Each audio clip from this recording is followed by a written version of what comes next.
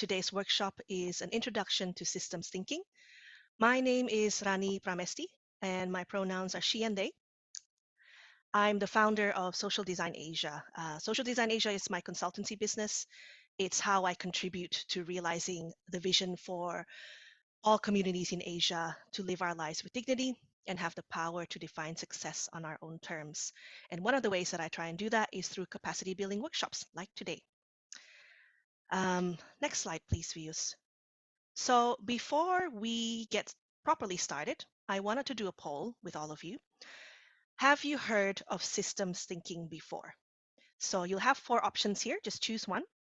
Number 1, if this is your first time. Number 2, if yes, but you're still not sure what it means. Number 3, maybe you're someone who's very familiar with systems thinking. And number 4, you're not sure, which is totally fine as well. So I'll give you a minute. Thank you, Neutron Star, for saying it's your first time. Put it in the poll. So I'll give you a minute to fill out that poll, everyone. Vius, I think we can close and publish the poll. Great. So everyone, as you can see, we've got a really good mix in the room, which is wonderful. I think diversity of thought and experience is always a good thing when we are trying to learn or deepen our knowledge about something. So we've got a third of us here. It's your first time. Great. This workshop is pitched at the introductory level. So I hope that you'll gain an understanding of systems thinking. And then we've got over half of us said yes, but I'm still not sure what it means. Awesome. I hope that today's workshop will clarify a bit more what systems thinking can mean, because there's diverse perspectives on what systems thinking is, as you'll see. And then we've got 10% saying, yes, I'm very familiar with systems thinking. That's wonderful. I think you're going to play a really important role in our breakout groups today. Maybe you will add, your knowledge into those conversations. And then we've got 5% who said not sure, which is totally fine. Hopefully today's workshop will make it a little bit clearer for all of you. Awesome. Let's keep going.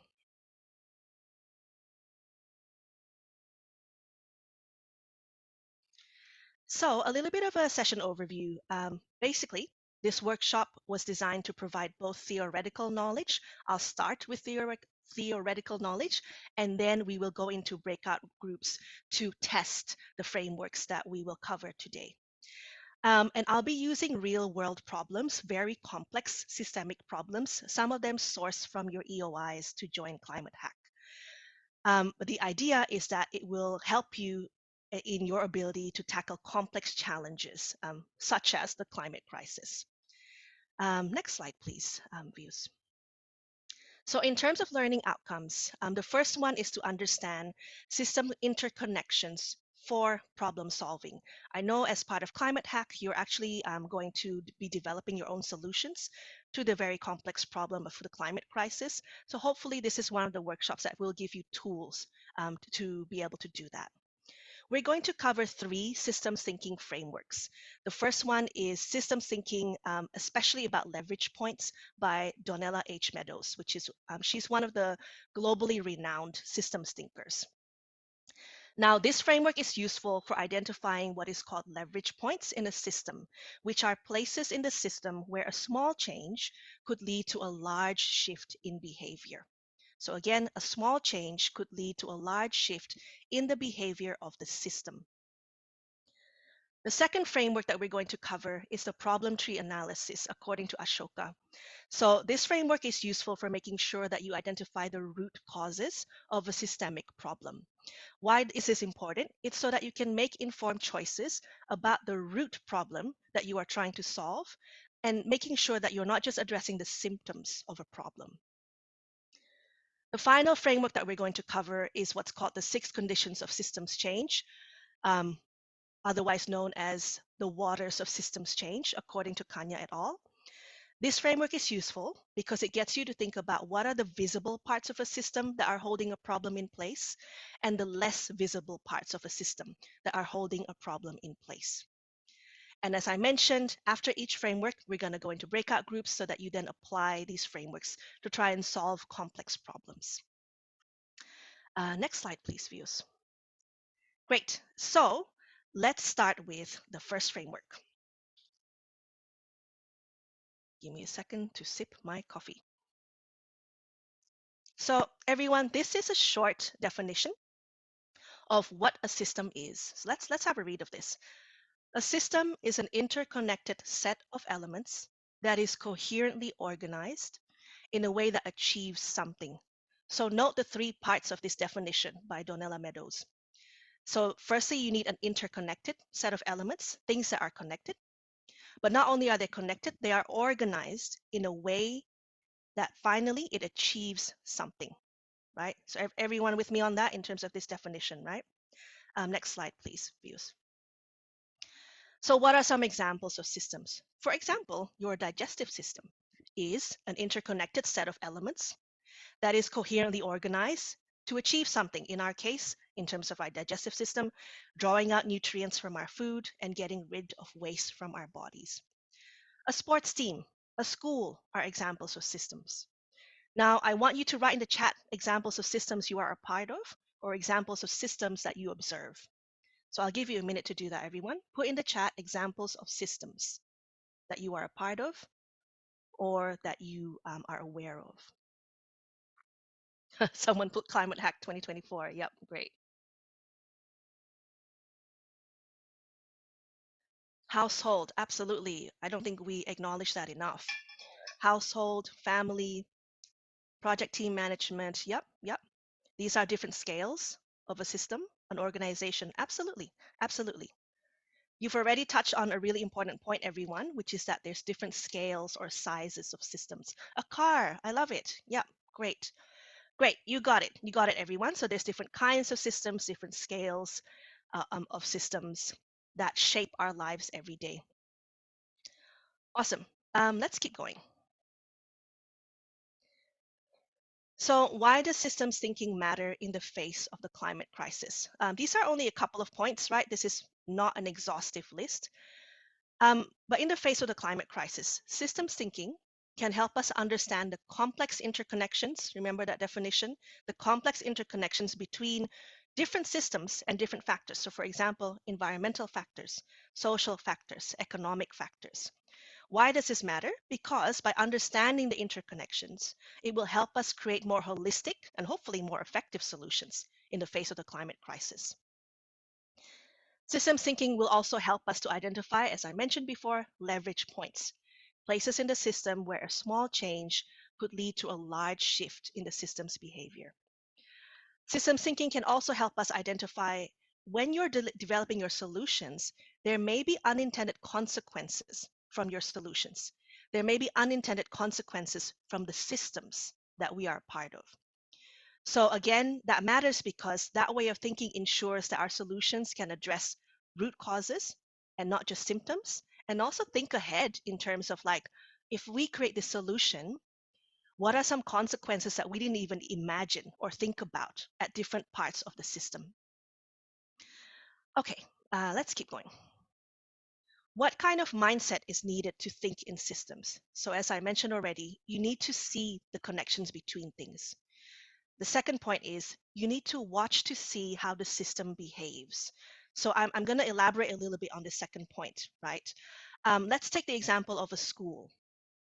Now, all of us here, I can see in the chat, come from different countries. We've had different experiences of what a school is intending to do for us, right? So please bear this in mind when I talk to the examples that I am familiar and am aware of. So in my experience, schools often promote themselves as places where children come to learn, right?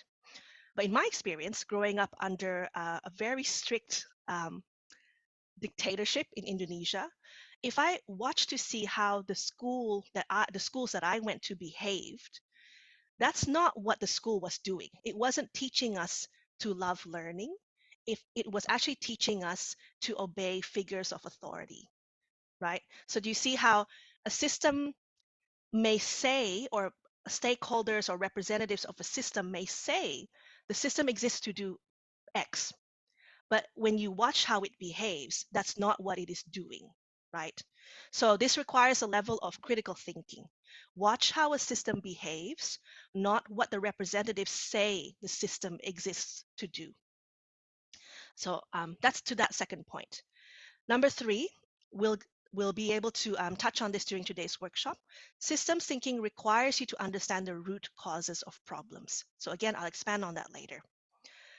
Number 4, I already mentioned, systems thinking requires us to look for leverage points to solve problems. And finally, systems thinking is really an act of imagination. It asks us to think about what if questions. So, what if we could change the goal of our economic system, which is driven by growth, to one that cares about people and planet?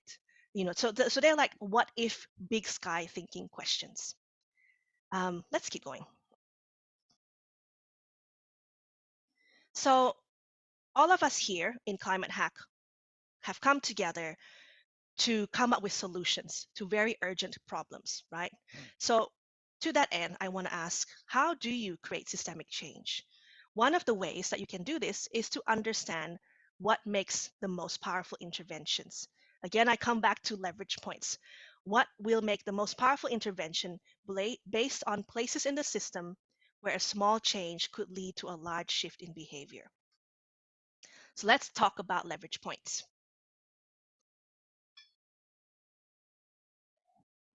Now, before I go into this, this is not an exhaustive list from Donella Meadows' book, Systems Thinking, a Primer.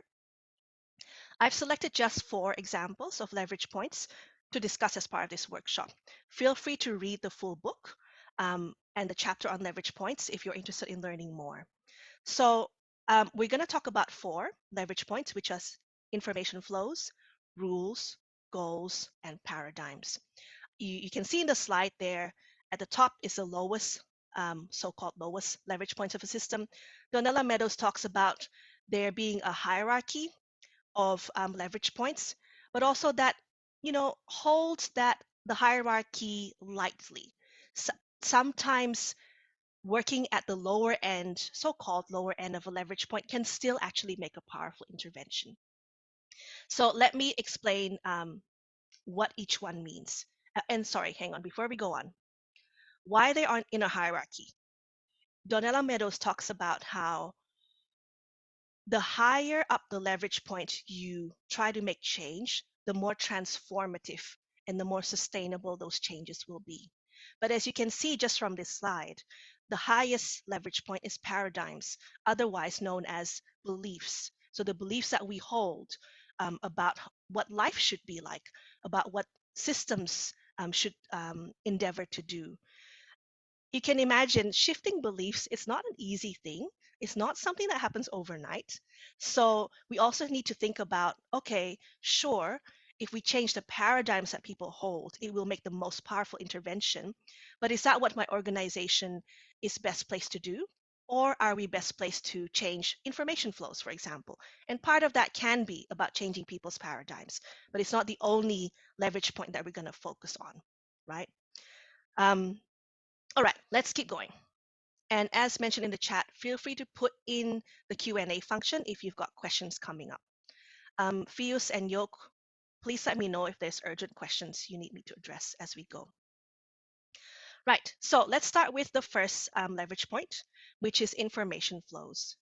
So information flows refers to the structure of who does and who does not have access to information. There is power that comes with having access to certain types of information, right? So an example of a problem where changing the information flow could be a powerful intervention is climate emergencies. So just bear with me here, everyone. Oh, can everyone make sure you've got your mic off, please? Thank you. So there are countries, as we know, where the climate emergency response systems have not been resourced or set up very well. Then you add the complexity to that problem. Not everyone in a country's population will be literate or, be able to read, right? Nor have access to devices to access information quickly. So together, this may impact our ability to save people's lives prior to, during, and after a climate emergency. So what is a solution that can get information quickly to people who are about to experience a climate emergency without requiring them to be able to read, without requiring them to have a device? That's an example of a powerful intervention at the leverage point of information flows, right? Maybe those of you in the room today who have environmental and crisis management backgrounds, you can put in the chat if there are examples of such solutions. But that's an example of intervening at the point of information flows. All right, let's keep going. The next leverage point are rules. So the rules of a system define its scope, its boundaries, and its degrees of freedom. Some examples of rules are constitutions, laws, punishments, incentives, even informal social agreements. We all know there's unspoken rules in our families, right? And if we cross those rules, we all know there's some consequences that can come from that. So put in the chat, everyone, some examples of rules that govern your life right now. Company Act of Kingdom of Bhutan. Thank you, Indra. Yeah, very, very clear example. Culture rule. Yeah. Thanks, Lizia. Office rules. Yep. Company policies. Wheel of academic. Yep. Keep going. School rules. Yep. Yep. These are great examples. Intermittent fasting rule. Okay, thank you. Yes, thankfully I am not someone that subscribes to that rule. So, but thank you for the example. So I'll keep going, everyone. Just stay with this slide. Sorry if you stay with the slide rules. So one other point I'll make is power over the rules is real power. And if you want to understand the deepest malfunctions of systems, pay attention to the rules and who has power over them. Right, everyone? So I'll finish that slide with that point. Let's keep going. So the next leverage point you may want to consider when you're trying to create systemic change is goals. Goals are the purpose or function of the system. So some examples of goals of a system is to grow, to increase market share, to bring the world more and more under the control of a corporation. Some of you mentioned the company rules, to engulf everything. So you see, this may not be obviously stated, which is why you need to watch how the system behaves to figure out the goals of the system. Another point I'll make to this is there's such a thing as balancing goals. So for example, our ecosystems, prior to human beings wreaking havoc, that is, have the goal of keeping populations in balance versus the goal of each population to reproduce without limit, right? So there's also such a thing as balancing goals. So there may be one goal X, there's a balancing goal that tries to keep that goal in check. At least in a balanced ecosystem, there is. Oh, sorry, views, not yet. One way that goals can be changed is to have people in positions of power to articulate a new goal. And in some cases, we can see hundreds, thousands, or even millions of people change direction into a new goal, into trying to achieve a new goal when you put people in positions of high visibility and high power, articulating a new goal. So there is high leverage from articulating, repeating, standing up for, and insisting upon new system goals. All of you can do this in your leadership journeys. Keep that in mind as you participate in Climate Hack. Next, please. So the final and highest leverage point that you can activate to create systemic change is to work at the level of paradigms. Paradigms are the mindset or mindsets out of which a system arises. So this is referring to the shared ideas in the minds of society, the great, big, unstated assumptions, the deepest set of beliefs about how the world works. And often these beliefs are unstated because it's unnecessary to state them. Everyone already knows them. So examples of paradigms: that growth is good, that one can own land. These are paradigms. A couple of points I'll make about paradigms are that paradigms are the sources of systems. From them, there are shared social agreements about the nature of reality. And out of that comes everything else about systems. So how do you change paradigms? Again, this can be a role that you play. Keep pointing out the failures of the old paradigm. Keep speaking and acting loudly and with assurance from the new paradigm. And like I mentioned before, you can insert people with the new paradigm in places of public visibility and power. This can absolutely be all of you, right, in your leadership journeys. Let's keep going. So, everyone, we're going to go into a breakout activity, specifically focusing on leverage points. So, here's an example of a complex systemic problem taken from one of your EOIs to join Climate Hack. Let's have a read of this. In rural communities in Nepal, it has become increasingly hard for women farmers to be able to predict the weather patterns and crop outcomes. Widespread crop failures are leading to more poverty amongst rural families. Unfortunately, with increased poverty, there has also been a rise in gender based violence against women and children. So, thinking about leverage points, right? So, we've covered information flows, we've covered goals, paradigms. There was something else, it's slipping my mind, but it's on your worksheet. It's in the slides. What is an example of a small change that could lead to a large shift in the system's behavior? What would make the most powerful intervention? So, for example, I'll kick you off with an example. If we think about information flows in relation to this scenario, is there crucial information that can help women in Nepal to get income from sources that are climate resistant? So that's an example of changing information flows so women in Nepal can get income from sources that are climate resistant. Great. Our lovely facilitators, breakout group facilitators, there's only 7, by the way. Not all of you will have facilitators. We're going to jump in and out from groups. Have put in the chat the worksheets. And also, can we make sure we have shared the link to the slides? So if anyone needs to come back to the slides, they can refer to them. So everyone, you have 10 minutes to discuss. And then when we come back, I'll invite 1 or 2 groups to share your thoughts when you come back. So make sure you decide on one person to be ready to report back if you get invited to report back. Before we go to breakout rooms, let's make sure you've got this link to the slides. Open that, please, everyone. And let's make sure you have the worksheets. So I'll give you a minute to do that before we open the breakout groups. Also, everyone, 10 minutes is not a long time. If you're freaking out and going, I don't know how to do this in 10 minutes, don't worry. This workshop is intended to be a taste test of these tools. Just give it a go to the extent that you can in 10 minutes. Welcome back, everyone. I hope you had a great conversation. Hello, can everyone hear me okay? So welcome, everyone. I hope you had a great conversation. I can see in the chat someone put your team is still confused about the process. Okay.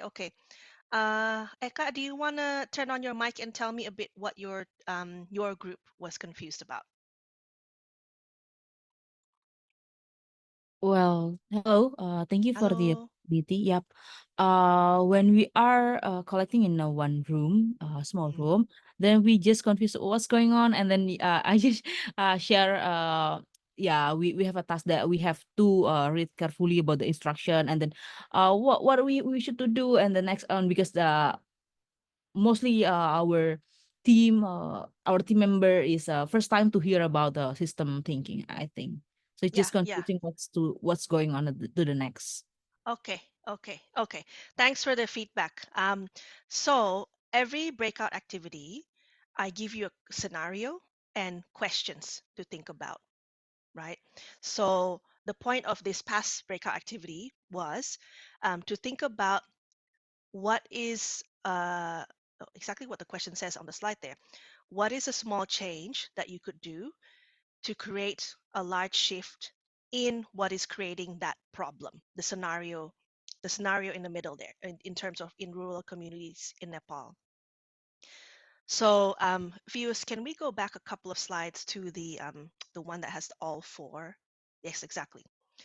We just talked about 4 parts 4 points of a system where if you make change at that level, it will be powerful, basically, right? So when we think about that situation in rural Nepal, if we look at information flows, I gave you an example of, okay, is there information we can give to women in Nepal, in rural Nepal, so they can create income in ways that resists climate crisis, right? So that's an example of information flows, making a change at the level of information flows.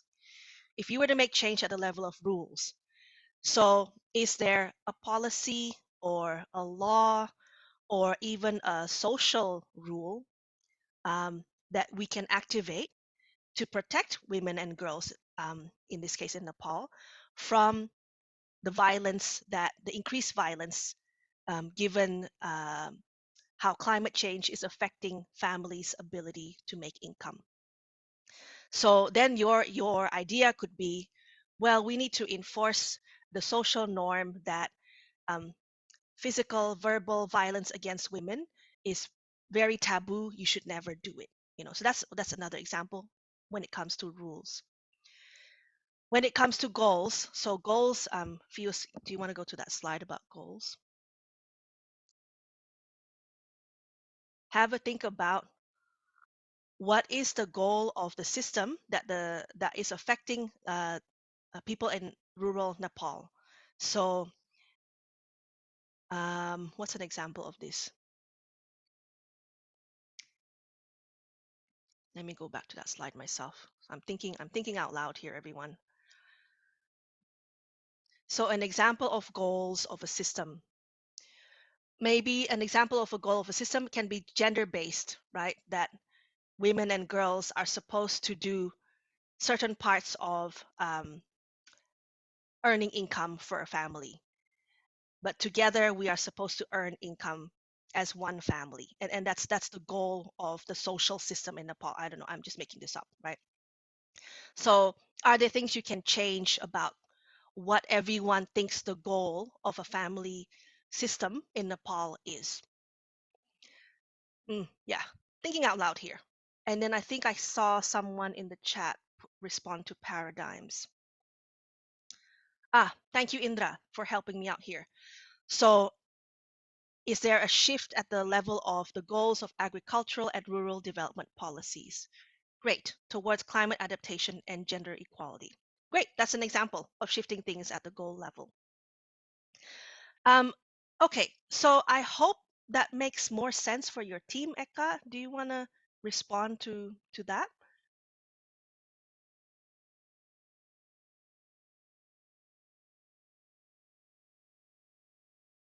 or not? It's okay. But just so everyone knows, I know this is very fast-paced workshop. I'm trying to cover a lot for all of you. Feel free to come back to the main room if you need to ask me more questions, if you're feeling stuck in your team, in your group. But basically, after I introduce every framework, I will pose a question, a scenario for you to work on in your groups. That's what we're going to do another 2 times during this workshop. If you feel very lost in your team, feel free to come back to the main room, ask me stuff, and I'll try and explain again. So I'd like to invite, are there 1 or 2 groups that want to share what you, that would like to share your thoughts in terms of what is an example of a small change that could lead to a large shift in the system's behavior, and what would make the most powerful intervention? Maybe raise your hand, or you can turn on your mic and I can call on you. 1 or 2 groups, 1 or 2 spokespeople for your groups.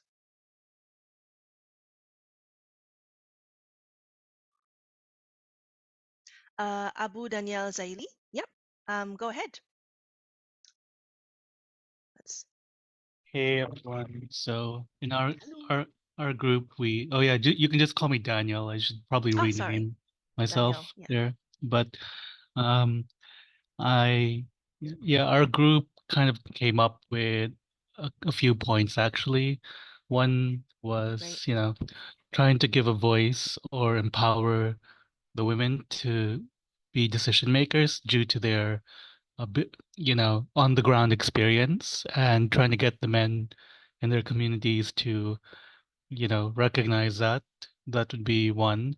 Another one, a few other points were, trying to help the these rural communities communicate with one another through some kind of association or district office initiative so that, they can Great. come up together with data and do weather pattern predictions, because, weather affects the whole area. It's not just one Mm, community. Um, Other things would be like adopting some kind of, yeah, like system where they can put plastic over the crops to condense water from the ground. Yeah, and then that mm, could, mm. yeah, help to circumvent any weather problems. Yeah, there's another one. We said it was to maybe get the whole community to change their staple crop because of climate patterns that are changing, and they have to adapt to that as well. Um, Yep, I yep. think those are the main points we got. Yeah. That's brilliant. Oh my gosh, that's a lot of ideas in a really short amount of time. So thank you. And what I heard just then is a real mix in terms of which leverage points you're focusing on, right? So like for example, the supporting the leadership of the women. That's maybe, again, I don't want to assume about very diverse communities, but maybe that's about changing the social rules, right, in terms of who gets to be a leader in particular communities. Um, so a great mix of ideas. Thank you so much for sharing, Danielle. Yep. Um, Thanks. Yeah. I'm going to call on a couple of other people. Let me just see who's got their hands raised here. Rambel? Yeah, sure. Go for it. Yeah. Hello, good morning.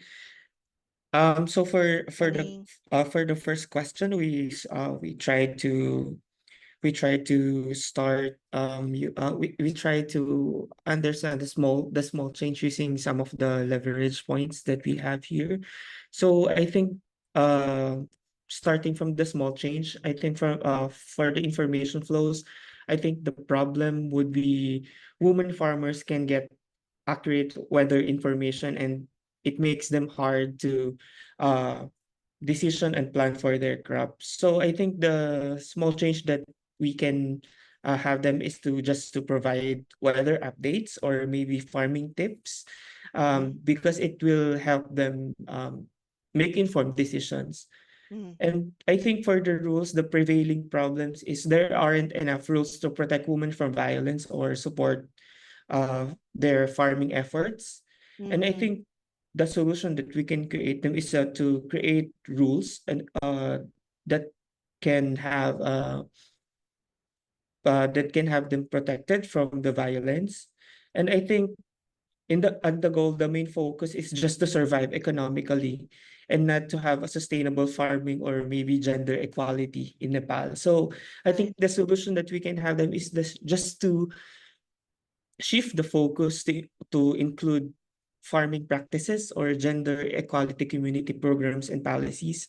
And I think the prevailing paradigms there is a for now there is a deep rooted cultural beliefs and norms to support gender inequality and violence against women. So I think one of the solution for that paradigm is to educate the community to challenge this belief and maybe promote gender equality, and that also includes educating them as well. So Brilliant. I Yeah. think that's the small change also that Mm, can make a larger impact. mm, mm.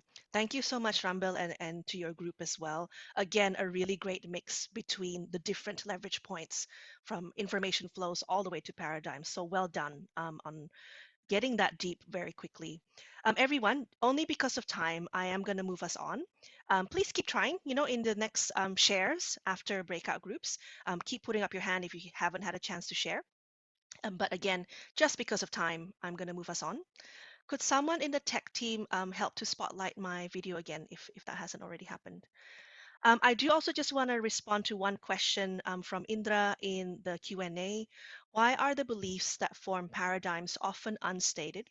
And what impact does this have on societal norms? Indra, you're really challenging me on a weekend to go very deeply philosophical. I'll have a go at answering this, but I don't think there's only one answer to this question. So if others want to put your thoughts in the chat, you are welcome to.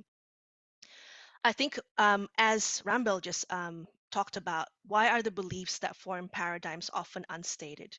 Because they are so deeply ingrained, they're so deeply accepted to the point that we don't even feel like we need to talk about it anymore because it's just assumed, right? And that is the case, as Rambel talked about just then, in some.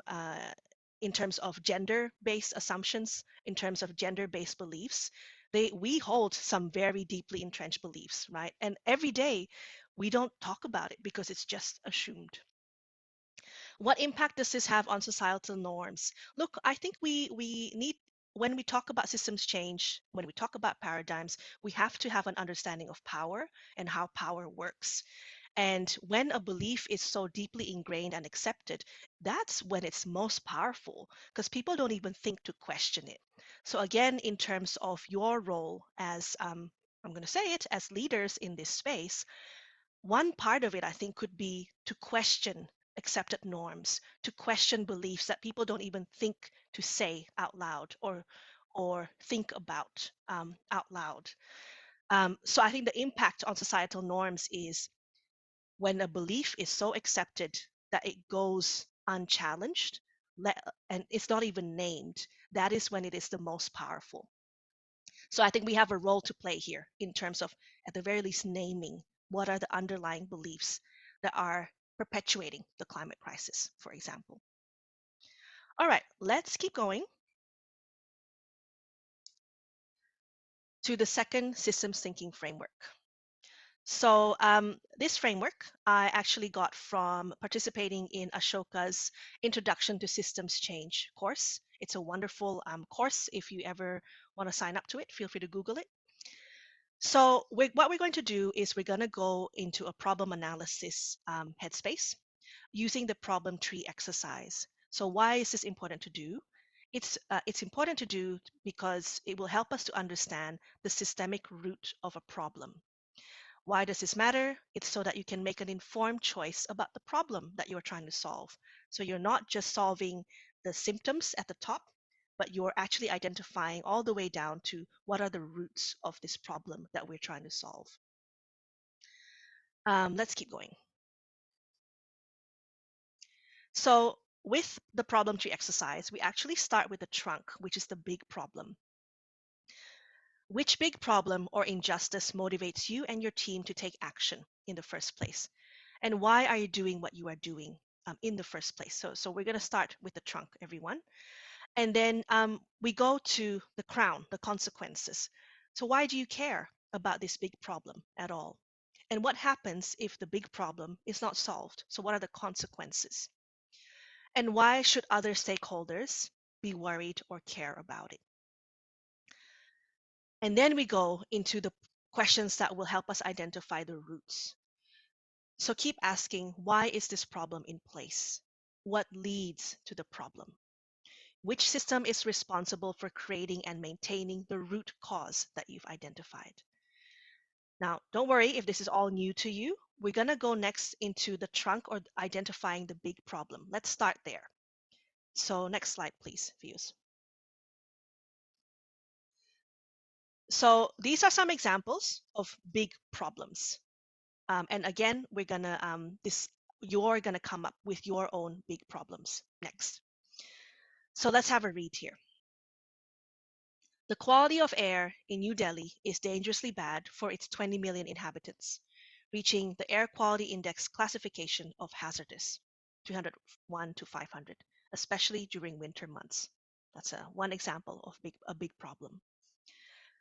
Problem number 2, there is a lack of waste management systems in the nickel mining town of Morowali, Indonesia, which is exposing over 69,000 children to heavy metals and pollutants. Problem number 3, more frequent flooding in Pakistan has impacted over 8 million girls and their ability to access education. So these are just some examples of big problems. Next slide, please, views. So now we're going to do this together in the chat. Give me examples of the big problem that is moving you to action. What is the big problem that moved you to express an interest to join Climate Hack? So there are 3 elements of the big problem. You need to define the geographical scope. You need to highlight the scale. Ideally, if you've got data to draw on, highlight the scale. And then formulate the problem as a negative statement. So I'm going to give you a couple of minutes to do this and then put it in the chat. What is the big problem that moves you to action? Any questions for people who may not be clear on what I'm asking for?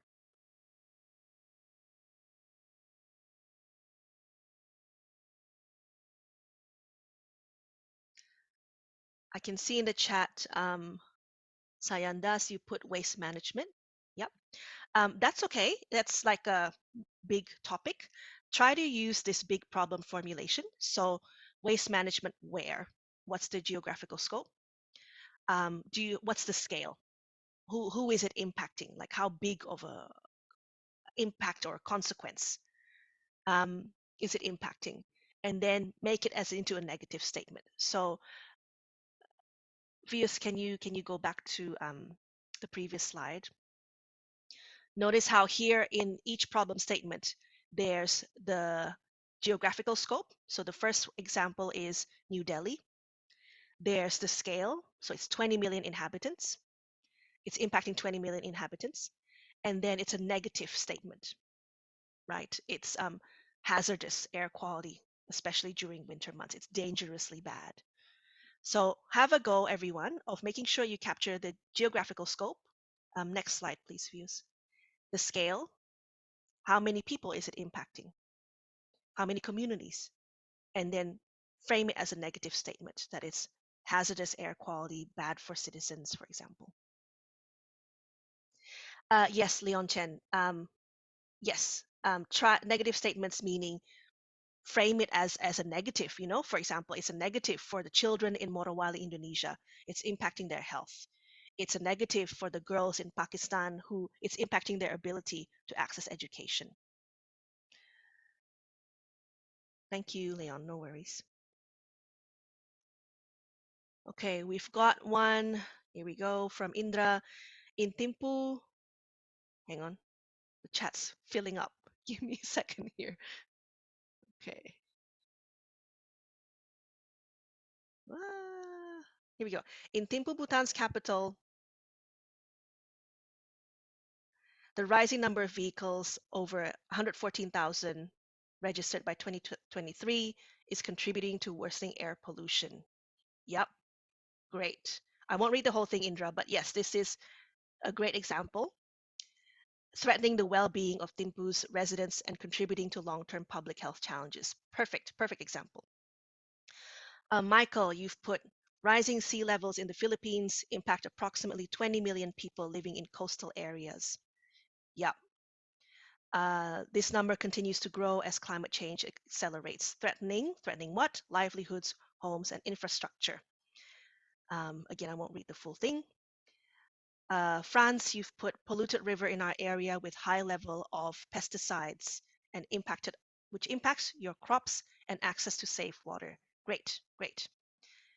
Izzy, you've got Indonesia food waste management is still an issue because we don't have great policy to handle it properly. Brilliant. Yep. You've got it. You've got this, everyone. Yep. They are great examples. Okay, let's keep going. So now everyone, remember we are here to do the problem tree exercise to arrive at the roots of a systemic problem. So I'm going to take the second example, the second big problem example, which is of the mining in Morowali in Indonesia. So again, I actually started with the trunk, right? And you saw that in the problem statement. The trunk is that the current mining and waste management system, or lack thereof, is putting 69,000 children at risk. Now, why does it motivate us? Because it directly affects the health and future of these children. And development should not come at such serious environmental and intergenerational human costs. So we're starting there, right, with the big problem. We're starting with the trunk. Let's go up to the crown of the trees. What are the consequences of this problem? I'll just read a couple of these points. If we don't fix this problem, children will face serious health issues, such as chronic illness and developmental delays. What's the consequence of that? It will put extra pressure on local healthcare and worsen social economic problems. And other stakeholders, including local residents, doctors, and government officials, why should they care? They should care because it affects the community's well being and it creates long term costs. So then let's go to the roots. So this is my answer or my answers to the questions around what's at the root of these problems. Number one, it's the mindset. For example, it's the mindset that normalizes pollution. It's the belief that it's okay for some of the world's children to be sacrificed for the sake of so called development and the global economy. That's what the mining is feeding, by the way, it's the global economy. Another root cause, if we want to look at the level of rules, is it could be weak environmental regulations. So, if we agree with that analysis, then what are the systems involved with creating this root cause of the problems? So, it could be environmental regulation systems, it could be the mining industry system, waste management infrastructure system, and so on. Let's keep going. So everyone, I hope that gives you an example of how to go about doing this problem tree exercise. We're now going to go into breakout groups, and I'm going to assign each, so 1/3 of you is going to do the New Delhi air quality problem. Another third of you will be doing the mining in Morowali in Indonesia, and then another 1/3 will be doing the flooding in Pakistan problem. So what you're going to do is you're going to go from the trunk to the crown to the roots, and you're going to answer these questions one set at a time, right? So the trunk, then the crown, and then the roots. And again, you'll have 10 minutes, and I'll invite a couple of groups to share their thoughts. I did see, was it Lee? Can't quite see your. It's Lee Hong. Lee Hong. Yeah. Do Yeah. you want to share? Yes. Okay. Okay. So my team is group 5, so we counter the problems for the air quality. Yeah. So I'll begin with the trunks first. So referring to the definition of US Environmental Protection Agency, so for the AQI is considering hazardous, which means everyone may experience more serious health effects. So based on the data that I get from the Wikipedia, so the air pollution is in Delhi kill about 2 million people every year, and it's the 5th largest killer in India. So in Delhi, the poor air quality causing the irreversible damage to the lungs for 50% of the children. So Wow. the roots of the problem is because the city is too crowded due to causing some heavy traffic and many industry around, which governance on the pollution control. So the other reason is like the high population density, high volume of unplanned transport, and weak policy on industrial pollution control, and etc. So for our team, we come up with the crown is the poor air quality severely impacts the respiratory health on 20 million inhabitants, leading to increased rates of lung disease, asthma. Vulnerable groups like children, the elderly, and people with pre-existing conditions are almost affected. So what happens if the big problem is not solved? We think that it will increase the healthcare costs due to the risks of respiratory diseases, loss of productivity as workers fall ill and forced to stay indoors during high pollution days. Besides, the people stay around the city will having the problem that they may face breakdown due to the poor air quality. Yeah. So why should other stakeholders be worried or care about it? We think that hospitals and healthcare providers face overwhelming demands, and stakeholders in government will need to deal with escalating healthcare costs and potential loss of human capital. Yeah. Thank you. Yeah. Yeah. Thank you, Li Hong, and to your group. That's very clear answers and very sobering consequences if we don't solve that problem. So thank you so much.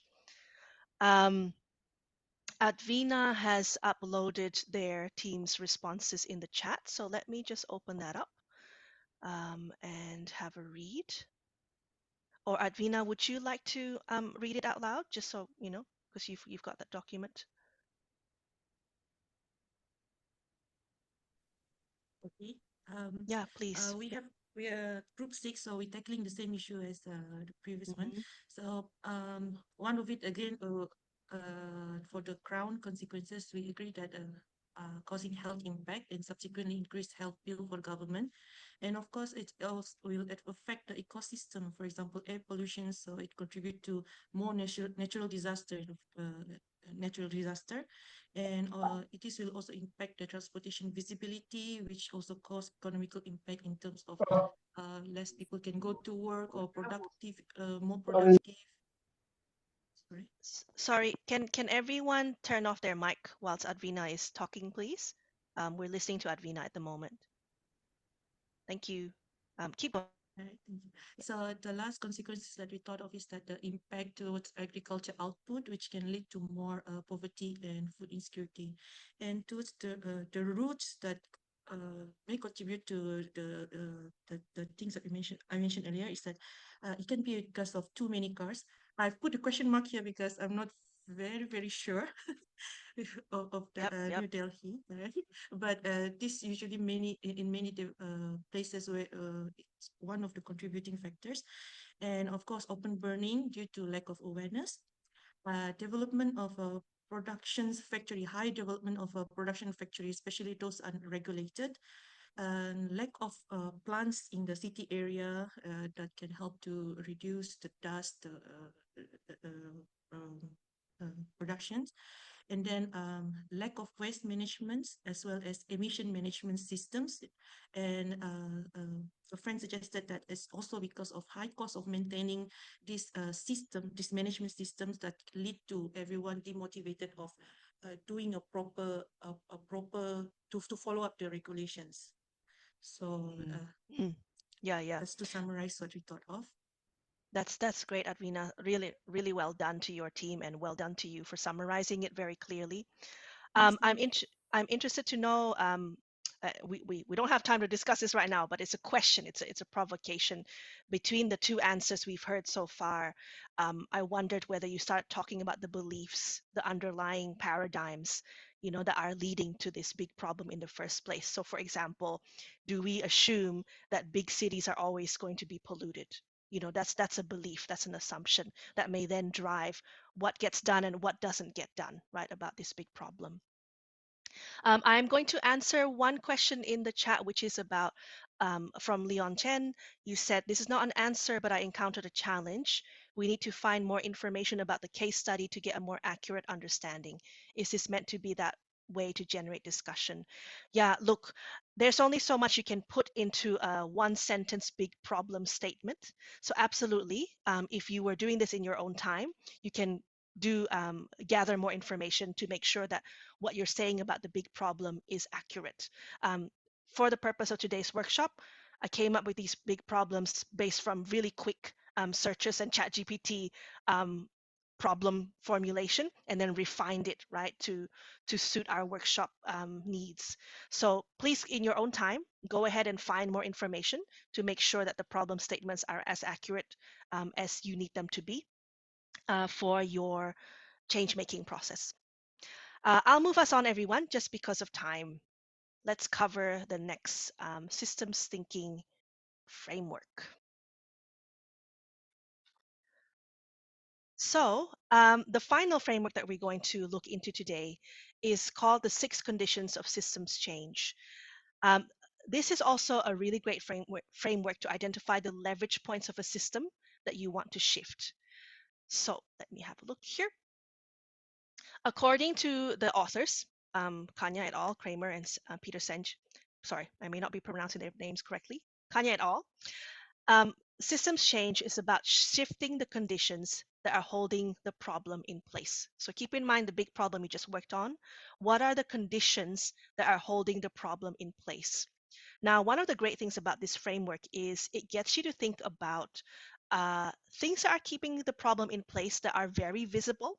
We've been talking about that, the policies, environmental policies, waste management policies, the practices, so waste management practices or lack thereof, and the resource flows, what gets funded or what doesn't get funded, what gets time and energy and what doesn't.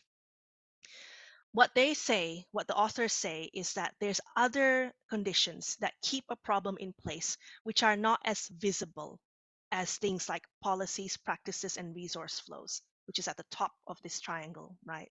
What are these things that are not as visible? They are relationships and connections. They are power dynamics. So that's what they call the relational conditions. So that's the middle of this triangle. These are semi explicit.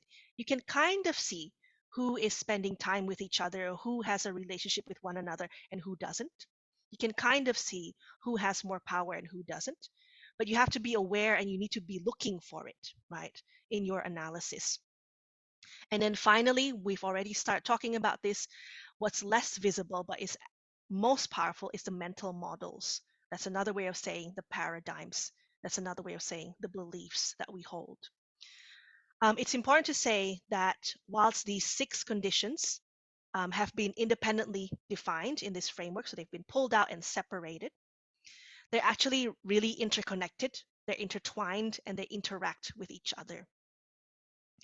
Let's keep going, views. Oh, can someone please spotlight my video if that hasn't happened already? So let's start with the top, which are the structural conditions. So when I say policies, I mean things like rules, regulations, and the formal and informal priorities of a system. When I say practices, it can mean organizational, but also practitioners. So your individual activities targeted at addressing and making progress on a problem. When I say resource flows, it means how money, people, knowledge, and information are allocated and distributed. So, what gets money? What gets people's attention, energy? What gets knowledge dedicated to it? Where is information flowing to? Who is information flowing to? So, changing these structural conditions, they can be really powerful. The results are readily observable. You know, we create a new policy. It's a really tangible thing that you can see. There's a new environmental policy. Often the changes that come from working at this structural level can be measured through traditional evaluation methods. But if you don't go deeper, if you don't address the relational conditions, if you don't address the mental models that are holding the problem in place, the changes are unlikely to be sustainable. So let's keep going to the relational conditions. The relational conditions, as I mentioned, they're semi-explicit. You can kind of see them, but you have to look for them as well, right? So relationships and connections are about the quality of connections and the communication occurring between different actors of a system. So with the New Delhi example, is the minister, I'm just making this up, right, everyone? Is the Minister for Environment, are they talking to community actors who are concerned about the air pollution in New Delhi? Is there a relationship there, which will then allow for direct information flow and feedback between these 2 very different actors, the formal government and citizen groups? Is that happening or not? And is that where you want to play when you want to create systemic change to address that problem? Power dynamics. So which individuals and organizations hold decision-making power, authority, and influence? This can be both formal and informal. There is power that comes from having a formal title. So for example, the Minister for Environment, the Minister for, I don't know, mining, energy. There's power that comes from that, but there's also power from being a community leader that doesn't necessarily have a formal title, right? So being aware of different forms of power dynamics. Now, transforming a system is really about transforming the relationships between people who make up the system. Too often, organizations, groups, and individuals working on this exact same social problems work in isolation from each other. So think about how many NGOs there are that work on the same environmental problems, but maybe they don't talk to each other. And so how are they going to collaborate, and build power together to address that problem if they're not even talking to each other? Sometimes simply bringing people into relationship can create a huge impact on the problem that you're trying to solve.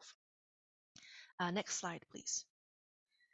Next, we have the implicit conditions that are holding a problem in place. So as I mentioned, these are mental models, deeply held beliefs and assumptions that influence one's actions and also influence the behavior of a system. And unless you can learn to work at this third level, changes in the other two levels will at best be temporary or incomplete. So you need to change the narrative for the issues that you are trying to address. So like I mentioned earlier, about the New Delhi problem, are there assumptions around what a big city is? Are they always polluted? Or can we change that paradigm and go, actually, cities can be green. Cities can be places where um, our lungs are cared for rather than, places where our lungs are destroyed, right? So the narrative, changing the narrative, of course, the narrative itself, the stories that we believe, the stories that we hold and repeat, it's just one visible um, expression of what is the underlying belief, the underlying mental model, or the underlying paradigm. Let's keep going. Next slide. So I'm going to give you an example of shifting the systems change conditions in response to one of the big problems, which is the problem of the mining in Morowali, Indonesia. Again, a refresher, exposing 69,000 children to heavy metals and pollutants. Next slide, please. So if we're going to address, we're going to shift the conditions at the structural level. Let's start with the most left-hand side, everyone. This is where the problem we've identified is it's about weak environmental regulations. So let's create stronger environmental regulations. That's shifting the conditions at the level of policies. If we're going to shift conditions at the level of practices, so at the moment there's inadequate waste management practices, and there's also a lack of enforcement of the Conventions on the Rights of the Child, which Indonesia is a signatory to. So then if we're going to focus at shifting the conditions at that level, then we need to make sure we set up adequate waste management practices. Maybe at the level of, we need to create a watchdog that makes sure that Indonesia is enforcing the conventions of the rights of the child. If we go again to resource flow, so we're still at that structural level of the triangle. At the moment, there's insufficient funding for developing and maintaining effective waste management systems. So a way of shifting that condition is making sure there's resources, there's funding to create effective waste management systems. So that's at the structural level, right? If we're going to shift the conditions at the relational level, what kinds of things could we do? So we notice that there's weak relationships between different actors. So there's really no relationship between the mining companies with local environmental groups and community groups. And what's the relationship between mining companies and the local government? So if we're going to focus at that level, then how can we build better relationships between these different actors? Then we go to power dynamics. We're still at the relational level. We've noticed that there's the disproportionate influence by mining companies. Mining companies hold significant power and influence due to their economic contributions, right? How is that influencing then the relationships with local, regional, and national governments? So how can we shift the power imbalance so that there's checks and balances, right? If given the huge power that mining companies have, how do we shift that by making sure that community groups, healthcare groups, they have a seat at the table when big decisions are being discussed, which will impact the communities, which will impact the health of local communities. Next, we go into if we're going to shift the conditions that are holding the problems in place through mental models or our beliefs. So maybe there's a role for us to play by naming that there's a belief in either or mental model. We either get economic growth or we get environmental protection. Can we challenge that belief? Another belief might be the normalization of pollution. It's normal for people to be living in pollution. It's normal for children to be affected by weak environmental policies. Do we hold those beliefs? Have we named that for ourselves? So, shifting the conditions there involves, again, changing the narratives or the stories that we believe about this situation. Is it true that we need to sacrifice some children for economic growth? Is it true we have to choose between economic growth or environmental protection? Should economic growth be the goal of the system in the first place? So these are just some examples of how you can go about thinking about the structural conditions, the relational conditions, and the transformative conditions. Next slide, please.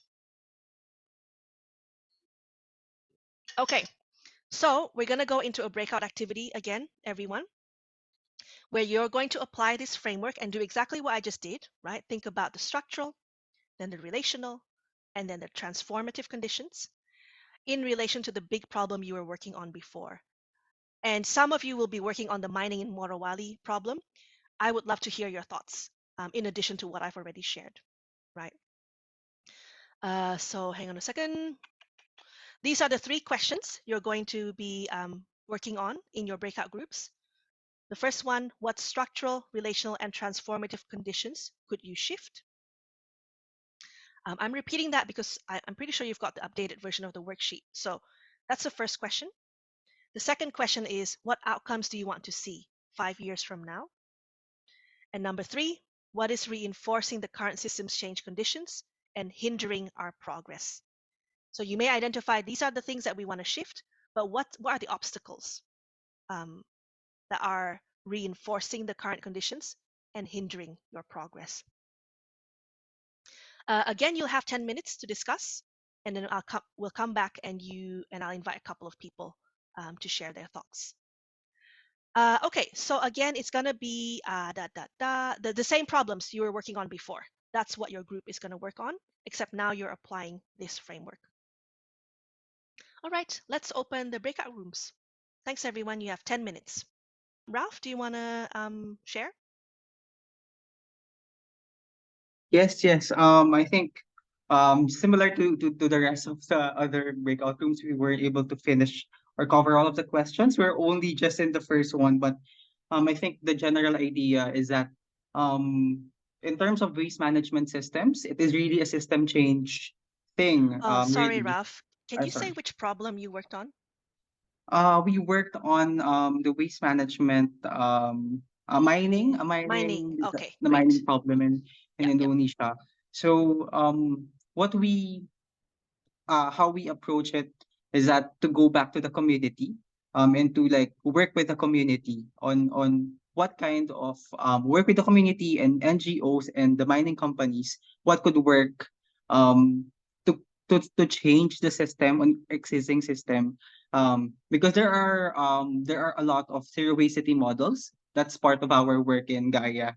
My background is on waste management, so in within the NGO and in the community. So if we're able to like determine the kind of model that could work in the mining community with with the buy-in of local leaders, um and support from mining companies or businesses that are that have the resources, have bigger resources to like give back to the community as part of their sustainability approach, right?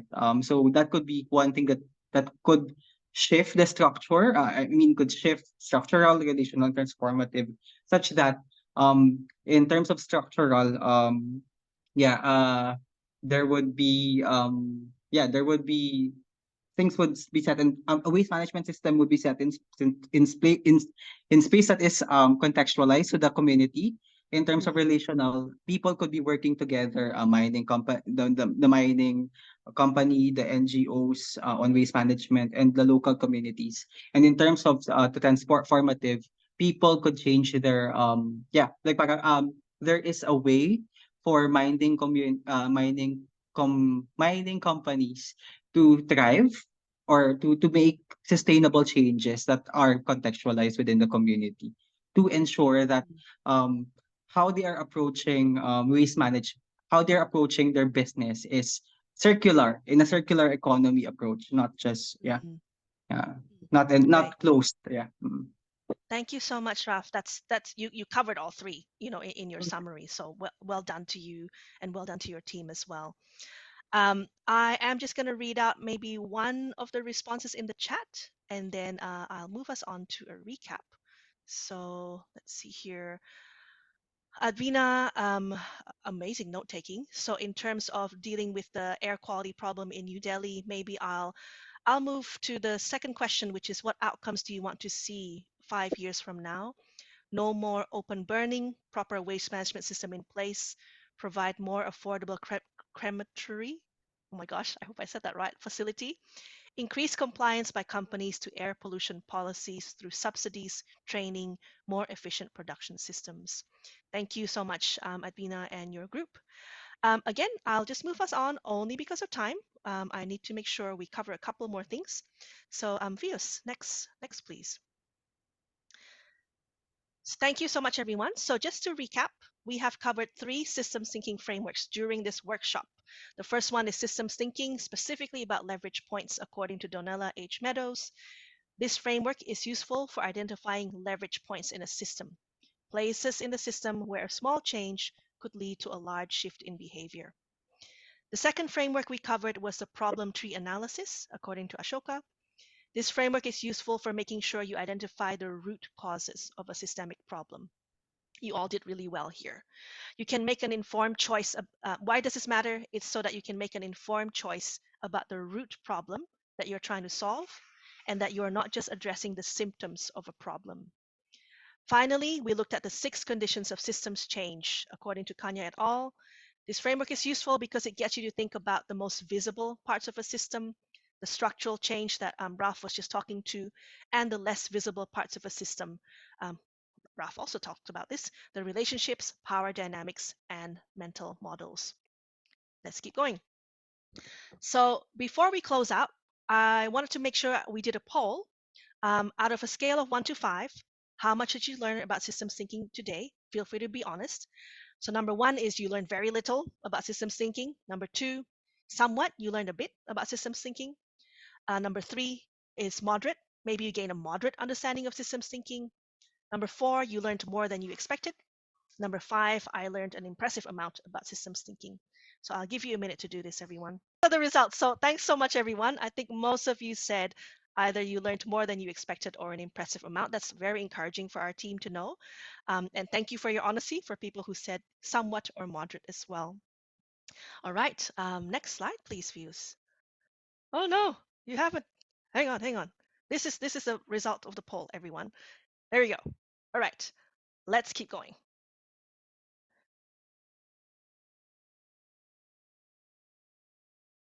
So thank you, everyone. You've been a really engaged group. It's been amazing hearing from your experiences. If you want to stay in touch, feel free to follow me on LinkedIn. And before we close out, I am going to pass it to Yok, who has a couple of things to say. And then we're going to do a group photo. So those of you who are comfortable with that, feel free to turn on your cameras. But first, Yok, did you want to have a chat? Yes. So yes, I'll echo Rani's, thanks to Rani very much for the workshop, and thanks to everyone for your engagement and discussion. As you will know from the participant guide, the peer assignment for the systems thinking workshop is one of the requirements in order to complete the program. VS has posted the assignment on Discord, so please look for it. It's under the system thinking channel in the workshop assignment category. So just let you know, the peer assignment involves you choosing one of the frameworks that Rani introduced today and applying that to a climate issue that you would like to address. If you would like to use today's workshop activities as part of your assignment, please feel free to do so. So once you've done that, post it on Discord. And the second part involves you then providing feedback to two other participants on the extent to which they've applied the framework comprehensively and correctly. Yeah. So we encourage you to, well, it's part of the completion requirements. So we highly encourage you to do the peer assignment as well as to support each other in applying what you learned today. Thanks, everyone. It's been so awesome listening to all your different perspectives. You've been an amazing group. See you next week for the advocacy workshop. And good luck with the rest of Climate Hack. Thanks, everyone. Bye. Bye. Thank you. Thanks, Thank you. So much, everyone. Bye bye. Thank you everyone. so Bye. much. Wow. Hey. Thank you. Oh, I forgot to address the Q&A. Oh well. Do you want to do it now since it's recorded? We'll just edit the recording. Okay. They're like very deep questions. So hang on. What was it? Let me see here.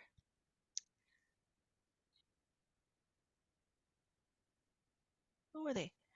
Advina asked, do we need to address all these conditions, then only can fix the system?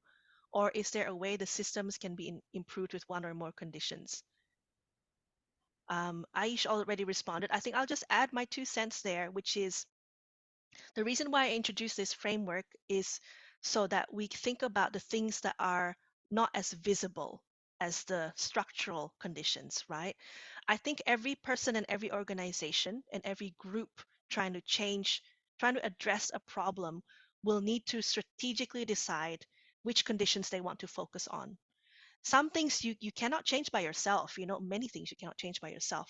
So like the paradigm shift at the transformative level, we have to work together so that more and more of us adopt the new paradigm or the new beliefs, right? So don't feel like you have to address all those conditions at once. You'll need to work with others, other organizations, other movements to address all 3 layers of the conditions. I hope that answers your question, Advina. Indra also asks, how do changes in policies and practices within a system influence power dynamics and lead to sustainable long-term solutions for deeply rooted societal problems? Again, you focus on the policies and practices, and then you went into power dynamics. Yeah, okay. That framework, the 6 conditions of systems change, it separated out these different conditions, but actually they all interact and influence one another. So I think that's the short way to answer that question, Indra, and maybe continue on Discord like Aish suggested. Thanks, everyone. My brain is officially powering down.